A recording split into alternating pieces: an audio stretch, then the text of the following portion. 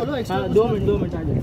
मेरे को आज आजम कैंपस में शकील बिन हनीफ का फितना पकड़े और यहाँ पर आजम कैंपस में देखो बच्चों को भी दावत दे रहे थे। बच्चे क्या बोल रहे थे? हम लोग वॉशरूम में आए थे तो हमको पकड़े, बोले कि हम मेरे को ना नबी मानने का, आप हमको नबी की दावत देंगे तो वो सब काम करेंगे। और क्या क्या बोले? क्या क्या सिखा रहा था? और हम लोग में ऐसे सब बोल रहे थे। हम बोले उनको मौलाना को जाके बोल क्या, हम बोले हमारे नबी हजरत मोहम्मद सल्लल्लाहु अलैहि वसल्लम है, हम आपको नहीं मानेंगे। बेशक माशाल्लाह। देखो माशाल्लाह से इतने बच्चों के अंदर ये अकायद और ये मेहनत है।